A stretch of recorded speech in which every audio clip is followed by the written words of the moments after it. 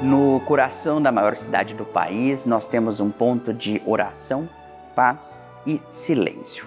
Eu estou no Mosteiro de São Bento e hoje o nosso Conexões Rede Vida é dedicado a contar os mais de 400 anos de história desse local que tem uma relevância para a religiosidade brasileira de modo ímpar. E hoje nós vamos contar isso no nosso programa. Vem conosco, o Conexões Rede Vida começa agora, contando sobre o Mosteiro de São Bento, no centro da cidade de São Paulo.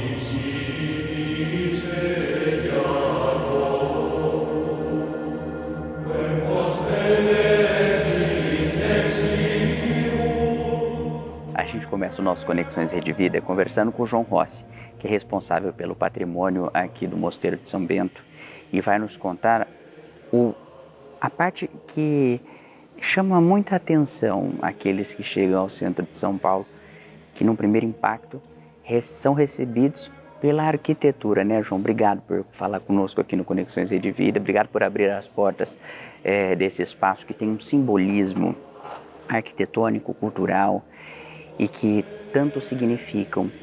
Vamos falar sobre tudo isso aqui no nosso programa e eu queria começar justamente por algo que você responde, que é a preservação, o restauro, manter 400 anos de história viva para quem vem, tanto turista como morador da capital. Como é esse sentimento particular para você? As pessoas que chegam ao mosteiro, muita gente transita pelo centro, nós temos uma estação de metrô bem em frente ao próprio mosteiro e as pessoas acabam se surpreendendo. Elas veem uma fachada cinza, como muitos dos prédios do centro da cidade, mas quando elas entram, principalmente na igreja, elas ficam admiradas de ver tamanha beleza. Justamente a arte sacra, ela é criada para impressionar, para catequizar, e o mosteiro cumpre essa função desde 1598. Mas esta já é uma das sucessões de outras igrejas, uma primeira capela dedicada a São Bento em 1598, que perdura até 1650 mais ou menos, quando Fernão Dias Pais Leme, que inclusive está sepultado aqui no mosteiro, ele doa um patrimônio para o mosteiro para construir uma segunda igreja maior, um mosteiro com mais celas.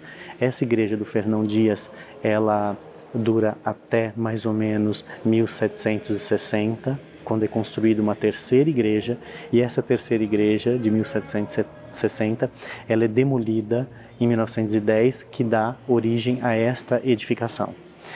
Só para a gente entender a questão da edificação e do estilo artístico, né? Ela é única no Brasil, nesse estilo. Com o fechamento dos noviciados no primeiro reinado, os jovens não podiam ingressar na vida religiosa. E os beneditinos foi uma das ordens que sofreu muito com isso, porque os monges foram envelhecendo, foram falecendo, você não tinha entrada de novos jovens e o patrimônio acabou ficando meio que abandonado. No final do século XIX, residia aqui no mosteiro somente o abade e um funcionário. Com a proclamação da República, né, a lei do padroado, ela acaba caindo também junto com o Império. O Papa Leão XIII pede para que mosteiros da Europa, né, repovoem os mosteiros brasileiros. E para repovoar os mosteiros do Brasil, tanto Salvador, Olinda, Rio de Janeiro e São Paulo, foi pedido ajuda para o mosteiro de Boiron, na Alemanha. É aí que entra a questão dessa influência. Em 1910, a antiga igreja estava quase ruindo pela falta de manutenção. Ela é demolida e construída, essa igreja, em estilo que nós chamamos de boironense, é um estilo pouco conhecido, é praticamente uma mistura de arte egípcia e arte bizantina. Então nós vamos ver aí pela igreja toda elementos egípcios, né, muito acentuados, a questão da... Esse amarelo tem a ver com isso, não é? Sim, a questão da arte bizantina, o fundo de ouro, as tamareiras, o papiro, isso é bastante acentuado aqui na igreja, isso é bastante interessante.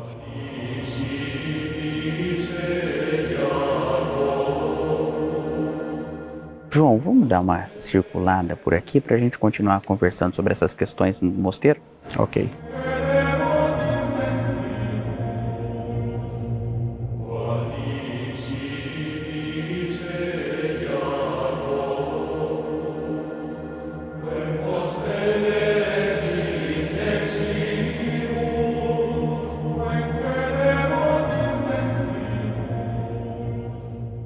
Nós estamos próximo ao altar da igreja aqui da Basílica do Mosteiro de São Bento, e enquanto a gente se preparava para começar a gravação, eu e o João íamos conversando e ele me explicava algumas coisas muito particulares, algo de elementos muito peculiares aqui da Basílica, e eu queria começar falando da particularidade do responsável por criar toda essa estrutura, que tinha os 4 elementos da arte presentes na vida dele. Conta pra gente essa história. O trabalho foi projetado por Dom Adalberto Grechenicht, um monge belga, que veio para o Brasil a convite do abade da época de Dom Miguel Cruz, e esse monge estava decorando a cripta de Monte Cassino.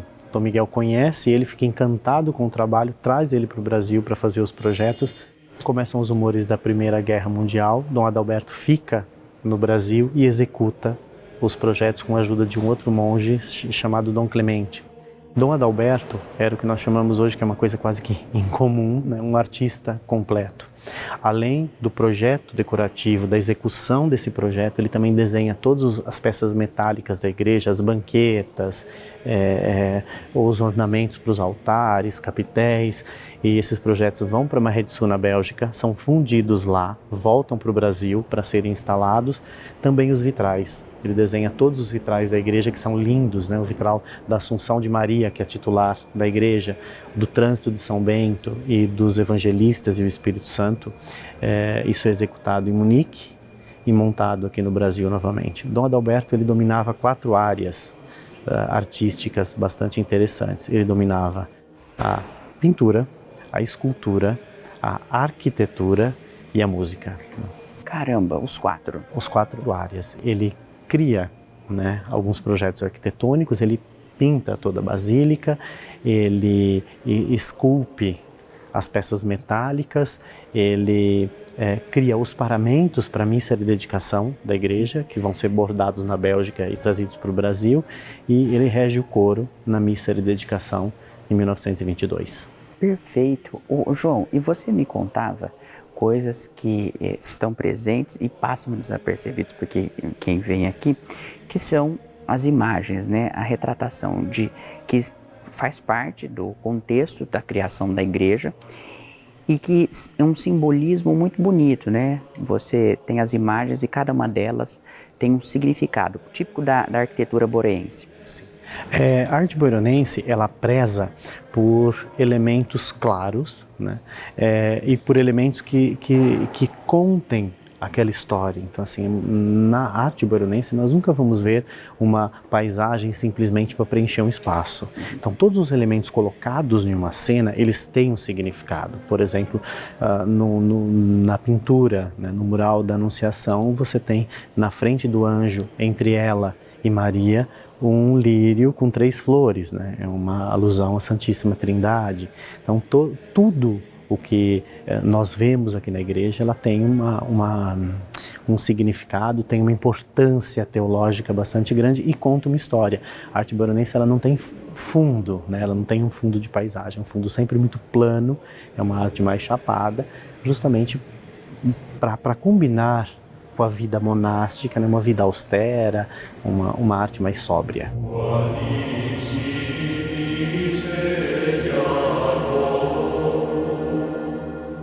Se a gente for falar de todos os elementos presentes na igreja, a gente faz o tour de 3 horas que você costuma fazer. Mas tem um que me chamou bastante atenção naquilo que você já me explicou, que é o Calvário, a representação do Calvário, não é? Esse Calvário é bastante interessante. Ele é executado no final da década de 10 por um artista chamado Anton Lang. Esse artista, ele era muito conhecido na Baviera por representar o Cristo numa peça teatral da Paixão.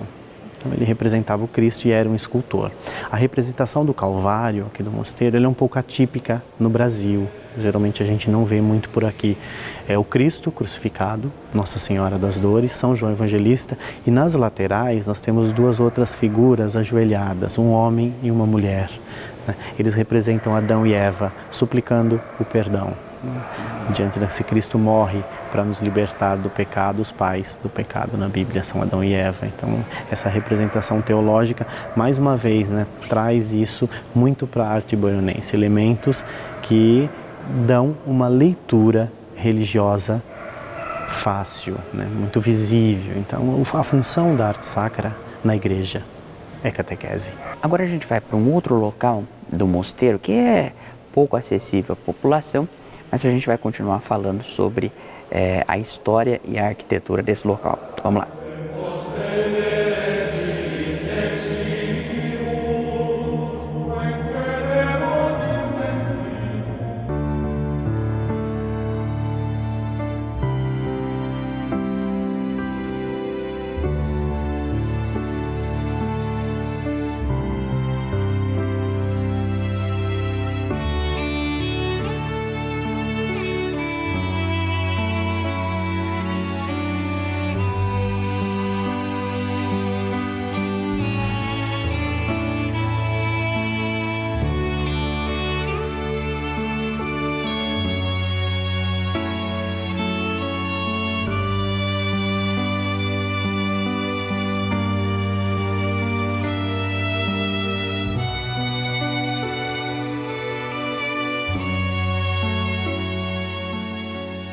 Eu vim com o João para uma outra sala que tem uma importância histórica muito significativa, que é o local onde o Papa Bento XVI veio, ficou. Quando ele esteve no Brasil, ele se hospedou aqui no mosteiro, e nessa sala ele atendia as pessoas, né? Sim, é uma sala que é uma sala de visita do Colégio de São Bento, e ela foi usada pelo Papa para receber as pessoas. Muito bem. E daqui da sacada ele cumprimentou o povo. Exato, era a passagem, inclusive, para as aparições do Papa na sacada. Magnífico.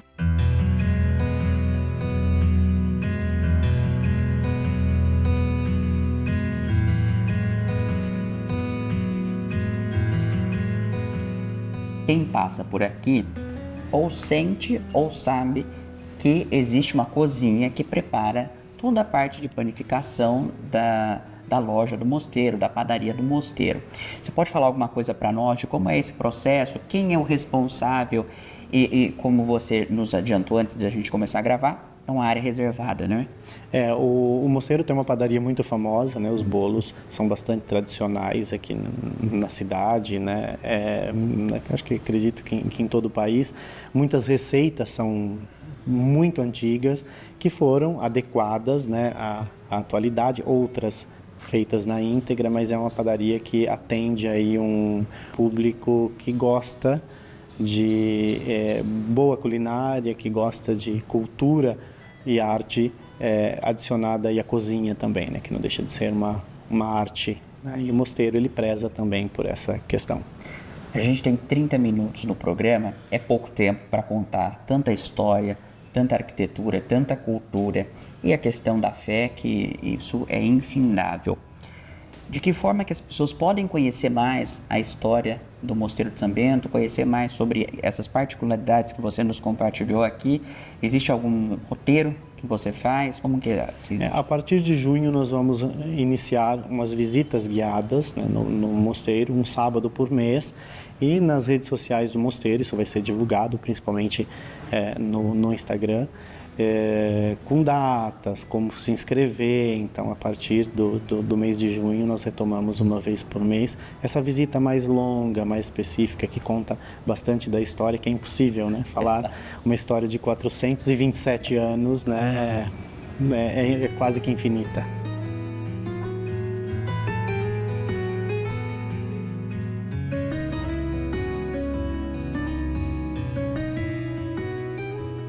João, e você manter esse patrimônio vivo e preservado exige um cuidado muito grande. Eu acho que é muito escasso o número de pessoas que fazem esse tipo de preservação. Vocês se dedicam a formar pessoas nesse segmento? Como é a linha de vocês? Sim, nós temos alguns cursos livres voltados para a área da conservação, do restauro e do patrimônio histórico, desde catalogação de acervo eclesiástico a restauro e conservação de escultura policromada, de pintura mural, de pintura sob tela. São cursos que as pessoas, elas tendo alguma aptidão, né, para a arte, é possível fazer, porque são cursos livres.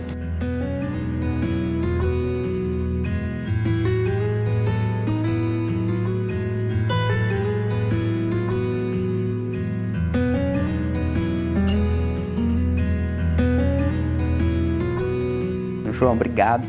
Agora a gente vai para uma outra parte do nosso programa, que é para entender um pouco do lado da fé, a questão das particularidades de quem vive aqui no mosteiro, que são os monges beneditinos. E o Dom Alexandre nos recebe agora, não é? Sim. Muito bem, então vamos lá agora.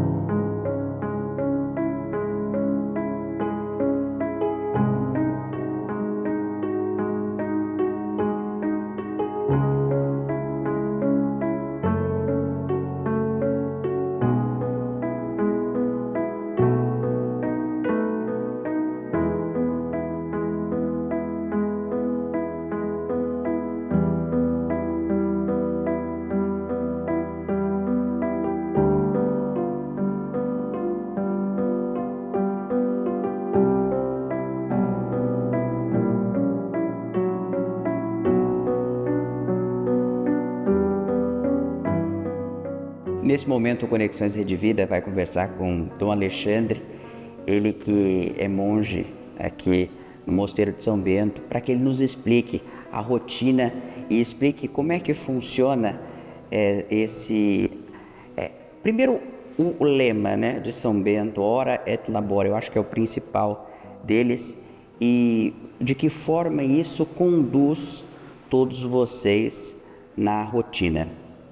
Esse lema, como você bem colocou, é depreendido da regra de São Bento, é uma regra de 1500 anos atrás, que nós seguimos até hoje e que explica bem o tom da nossa vida, da nossa espiritualidade, que é feita de trabalho e oração.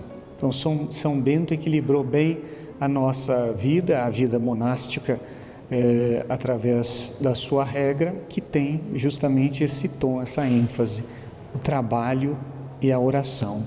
Ora et labora. Vocês são reconhecidos por fazer a oração das laudes, o canto gregoriano, uma dedicação intensa à oração. Eu queria que você nos explicasse um pouco sobre isso e como é que é a rotina de vocês aqui no mosteiro. Nosso dia começa bem cedo.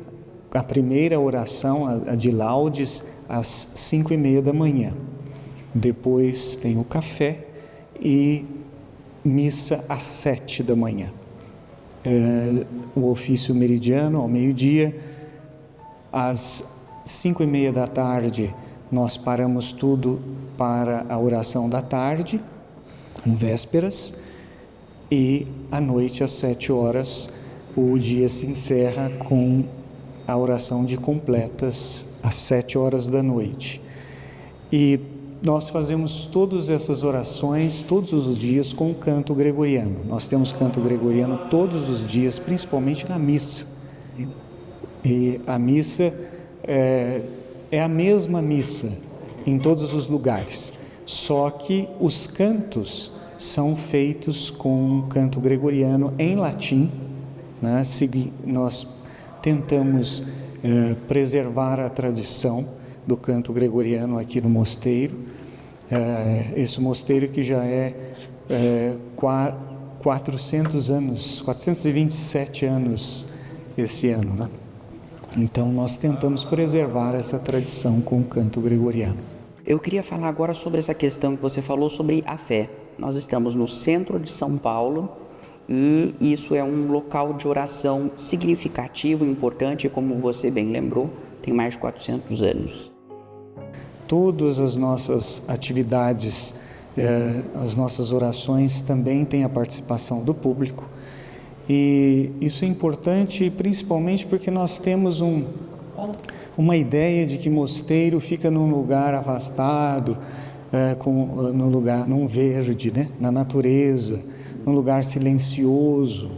E muitas pessoas que procuram o mosteiro para fazer retiro, para aprofundar a sua fé, para expressar a sua fé, particularmente aqui neste mosteiro, no centro, no coração de São Paulo, justamente onde não temos essas coisas que normalmente um mosteiro tem, né? Os mosteiros fora, afastados, né? Então nós falamos que talvez não seja o local ideal para silêncio, para oração, né? Porque nós temos o metrô que passa bem aqui embaixo, tem os helicópteros do governo que passam em cima, tem a movimentação do comércio do lado, né? Tem a escola aqui do lado, as crianças, né? Mas já ouvi dos próprios frequentadores que dizem que o silêncio não é externo só, ele começa de dentro, né? E isso faz eco com os padres do deserto, os monges do deserto do século IV, particularmente uma monja do deserto também, Ama Sinclética, que há mais de 1500 anos atrás já disse um apoftegma mais ou menos nesse sentido, né? Eu posso estar no deserto com o coração na cidade e posso estar na cidade com o coração no deserto. Então, tudo vem de dentro. E é por isso que o Mosteiro de São Bento, no centro de São Paulo, não é contraditório, mas necessário, porque nós podemos oferecer à cidade de São Paulo, justamente no seu coração, né? Um lugar especial para cultivar essa expressão de fé interior, que é muito importante para todos nós, principalmente aqui no centro de São Paulo, que parece caótico, né? Então, Alexandre, eu queria só para encerrar, que você nos contasse quantos vocês são atualmente e como é que está a procura, o interesse para a vida monástica. Tem jovens que ainda buscam, como está o interesse dos jovens? Hoje, aqui no mosteiro, nós somos 35 monges. Nós temos o Colégio de São Bento, a Faculdade de Filosofia e também com o povo que frequenta aqui. Graças a Deus, nós sempre temos pessoas interessadas em seguir a vida monástica, ainda que não seja para entrar no mosteiro, né? Pessoas interessadas em conhecer a regra de São Bento. Graças a Deus, né? Mas nós temos também a faculdade que oferece vários cursos, não só de filosofia, mas cursos livres relacionados à espiritualidade cristã. É um centro de espiritualidade, né? É também um centro cultural, podemos dizer assim.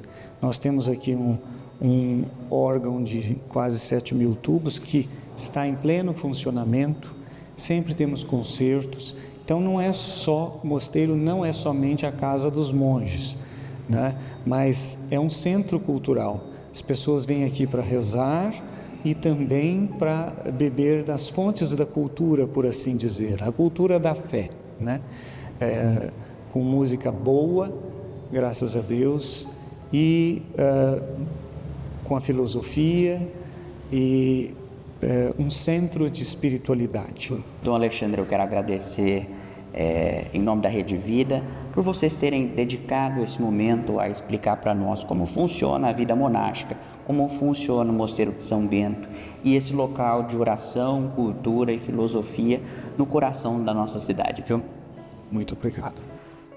Muito obrigado a você que acompanhou mais um programa Conexões Rede Vida. No próximo domingo, a partir das 9h30, eu espero todos vocês. E lembrando que esse e outros programas podem ser revistos no youtube.com/Rede Vida Informação. Tchau e até semana que vem.